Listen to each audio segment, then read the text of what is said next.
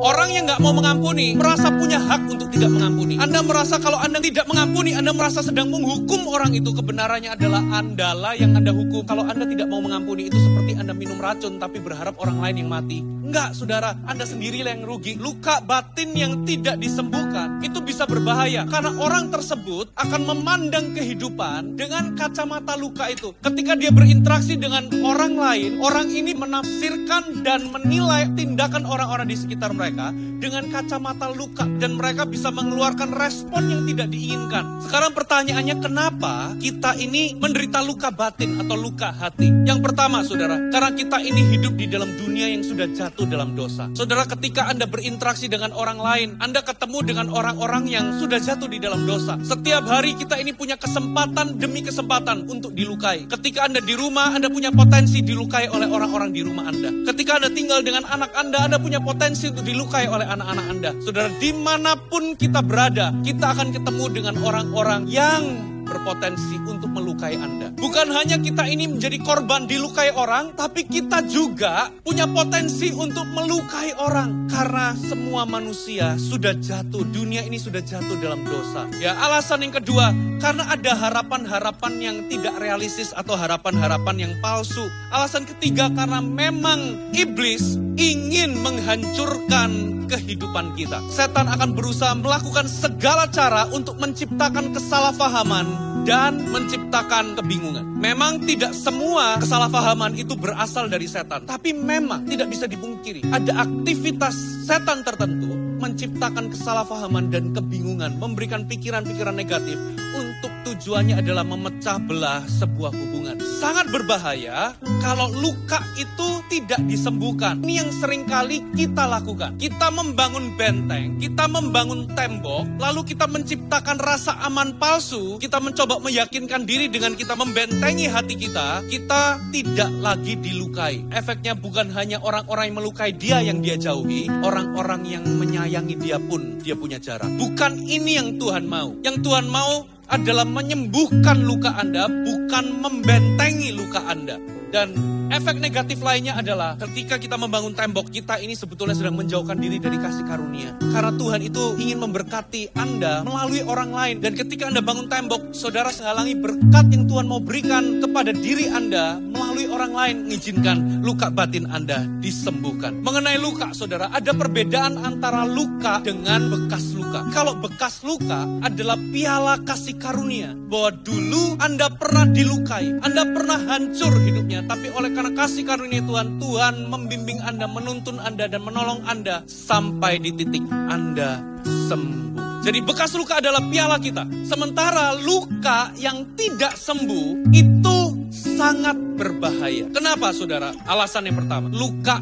itu mengundang lalat, akan membuka pintu pada pekerjaan roh jahat. Dalam pelayanan kelepasan, beberapa orang yang saya layani, biasanya saya akan menuntun mereka untuk mengampuni orang-orang yang menyakiti mereka. Kalau enggak, setan itu sulit sekali untuk ditengking. Ternyata karena dia masih punya pijakan sah dalam hidup seseorang, karena orang itu nggak mau mengampuni. Jadi luka itu nggak sembuh karena sikap tidak mau mengampuni. Tapi once ketika kita tuntun orang itu untuk melepaskan pengampunan, mudah sekali setan diusir. Yang kedua, saudara, luka yang tidak disembuhkan membuka pintu pada ketakutan. Tidak semua ketakutan itu berasal dari luka batin, tapi luka yang tidak disembuhkan itu akan membuka pintu pada ketakutan-ketakutan dalam kehidupan Anda. Ada orang-orang itu bisa takut ketemu sama orang. Ada orang-orang itu bisa takut untuk mencoba kembali. Ada orang-orang itu bisa takut membangun hubungan. Ada yang takut ditolak. Ketakutan seperti ini nggak mudah untuk ditengking. Beberapa orang dia sudah baca firman, tapi kok takut itu nggak hilang-hilang ya. Tapi once luka itu disembuhkan, ketakutan itu akan hilang dengan sendirinya. Yang ketiga, luka yang tidak disembuhkan membuka pintu pada kekecewaan. Kekecewaan ini sesuatu yang berbahaya. Karena apa? Sekali kalau Anda menyimpan kekecewaan dan tidak dibereskan, Anda akan menutup pintu kepada hal-hal baik yang Tuhan mau berikan dalam hidup Anda melalui orang lain. Contoh, kalau Anda jemaat sebuah gereja lalu Anda kecewa sama gereja tersebut, apa yang terjadi? Saudara, apapun yang baik yang Tuhan mau berikan kepada Anda melalui gereja tersebut, Anda nggak bisa terima. Karena apa? Karena Anda sudah pakai kacamata kekecewaan. kekecewaan. Kalau Anda punya kekecewaan, izinkan lukamu disembuhkan. Yang keempat, luka yang tidak sembuh membuka pintu kepada kebohongan. Saudara, kita tahu bahwa iblis adalah bapak pendusta.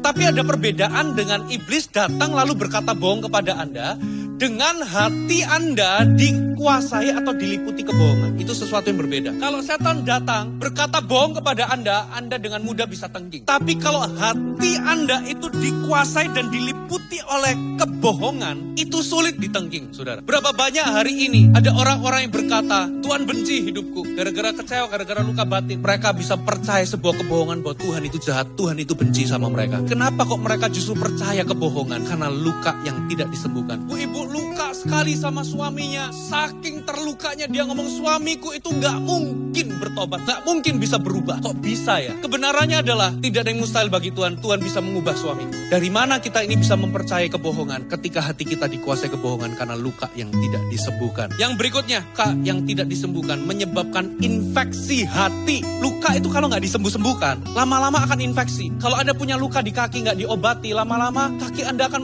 membusuk dan Anda harus diamputasi. Hati juga sama. Nah, hati kalau ngalami infeksi, ada stadiumnya. Coba Anda cek, Anda evaluasi hati Anda. Infeksi stadium pertama, Anda akan punya sikap tidak mau mengampuni. Orang yang gak mau mengampuni, itu merasa punya hak untuk tidak mengampuni. Dia gak mau mengampuni karena apa? Dia mau menghukum orang yang dia tidak mau ampuni. Anda merasa kalau Anda tidak mengampuni, Anda merasa sedang menghukum orang itu. Kebenarannya adalah Andalah yang Anda hukum. Saudara, kalau Anda tidak mau mengampuni, itu seperti Anda minum racun tapi berharap orang lain yang mati. Enggak, saudara, Anda sendiri yang rugi. Kalau itu nggak segera dibereskan, akan masuk ke stadium 2, amarah atau kemarahan. Saudara akan menyimpan kemarahan yang terpendam. Kemarahan yang terpendam itu akan menyebabkan ketika Anda berinteraksi dengan orang-orang di sekitar, tanpa sadar, Anda akan mulai uring-uringan. Karena orang-orang di sekitar Anda itu akan mengingatkan Anda kepada orang yang melukai Anda. Tiba-tiba Anda marah-marah, Anda uring-uringan kepada orang-orang di sekitar Anda walaupun mereka nggak salah. Infeksi stadium 3 adalah hasrat untuk membalas dendam. Saudara mulai berfantasi, berimajinasi untuk membalas dendam. Dan keinginan seperti ini, hasrat seperti ini gak bisa padam. Sampai luka itu sembuh, itu gak akan padam. Infeksi stadium yang keempat,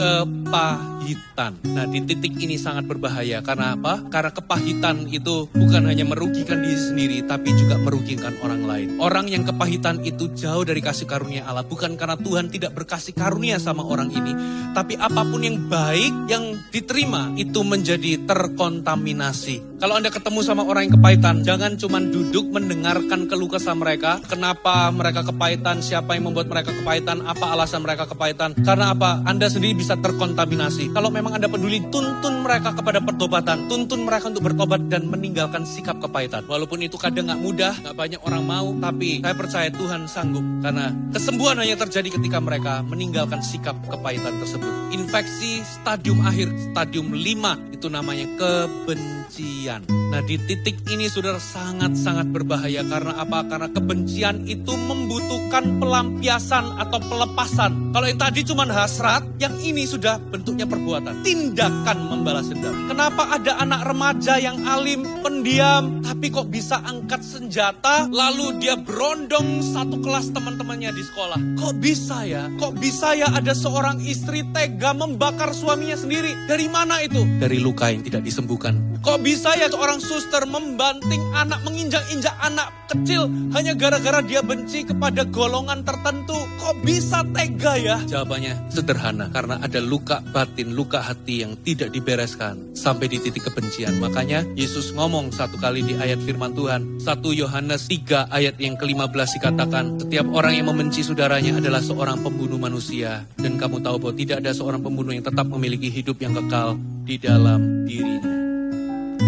Bahaya sekali luka yang gak sembuh. Sekarang pertanyaannya, bagaimana menuju kesembuhan? Perhatikan kata-kata saya, kesembuhan itu proses. Ada langkah-langkah yang Anda harus lakukan. Pertama, saudara, bertobat. Bertobat dari apa? Yang pertama, bertobat dari sikap tidak mau mengampuni. Yang kedua, bertobat dari sikap menyalahkan. Saudara, Anda gak bertanggung jawab atas apa yang orang lain lakukan terhadap diri Anda. Tapi Anda bertanggung jawab terhadap respon Anda. Harus bertobat dari sikap menyalahkan. Bertobat dari sikap kepahitan. Kalau Anda sudah bertobat, langkah kedua kedua adalah mengampuni. Kita ini harus mengampuni tanpa batas, tidak terhingga. Ada seorang raja punya hamba itu dijebloskan penjara karena utang. Hamba itu utang 10.000 talenta. Berapa nilai 10.000 talenta? Kalau saya hitung pakai UMR Jakarta bulan Januari tahun 2020, itu nilainya utangnya itu 5,1 triliun. 5.100 M. Itu besar sekali. Itu nggak mungkin bisa lunasi.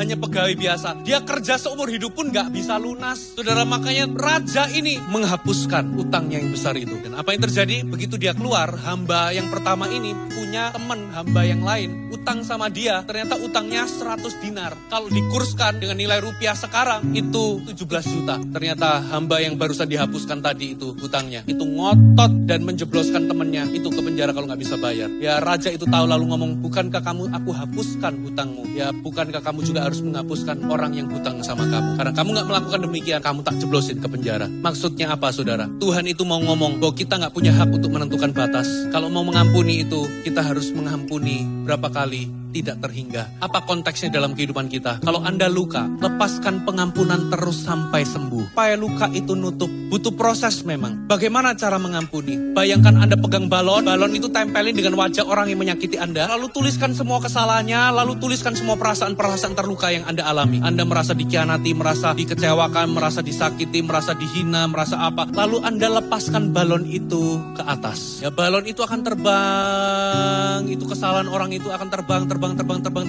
sampai lenyap, sampai hilang dari pandangan Anda. Itulah arti mengampuni. Lepaskan pengampunan sampai kesalahan orang itu benar-benar hilang, benar-benar lenyap dari hati Anda, benar-benar jauh dari hati Anda. Itu namanya mengampuni. Butuh proses memang. Jangan terintimidasi kalau Anda merasa bahwa salah 1 minggu, 2 minggu Anda ngampuni kok masih sakit ya hati ini. Semua orang punya waktunya berbeda-beda. Kita nggak bisa bandingkan satu dengan yang lain. Terus ampuni sampai ketika Anda ingat peristiwa itu, Anda nggak lagi terluka. Tapi ada orang-orang, Pastor Fuji, saya sudah ngampuni. Sudah 1 bulan, 2 bulan, 3 bulan saya sudah ngampuni. Tapi kok nggak sembuh-sembuh ya? Ternyata cara ngampuninya salah. Dia memang lepaskan balon. Saya sudah lepaskan balon, tapi dia lepaskan balon di rumah. Jadi balonnya masih nangkring di plafonnya. Dia masih bisa lihat setiap hari, masih mengingat-ingat kesalahannya. Kalau Anda mengingat-ingat kesalahan orang lain, itu akan membuat Anda semakin terluka dan membuat Anda semakin sakit hati.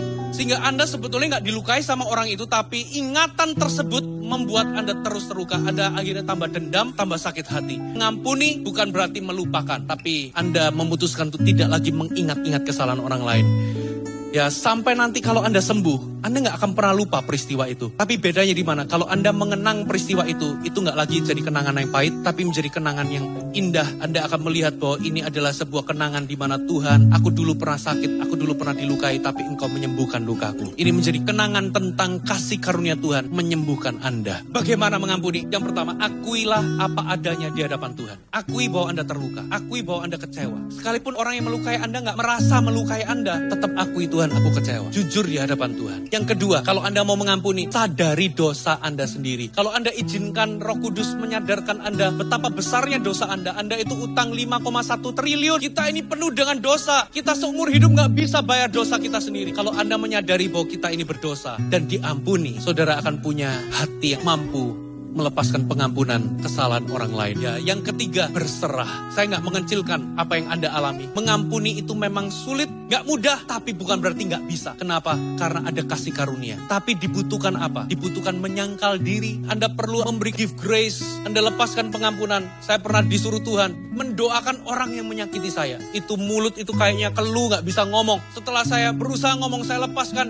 Beberapa saat kemudian saya pengen tarik balik doa saya. Ya, tapi bukan berarti nggak bisa. Ketika Anda memutuskan untuk menyangkal diri, Roh Kudus akan memampukan Anda. Kadangkala Anda perlu berbuat baik. Saya juga pernah disuruh Tuhan untuk memberi kepada orang yang menyakiti saya. Kalau bisa, usahakan rekonsiliasi. Tapi kalau nggak bisa, karena rekonsiliasi itu harus dua pihak. Tapi at least Anda perlu menyangkal diri. Berserah. Saya percaya kalau Anda ngikutin proses ini, Anda akan disembuhkan.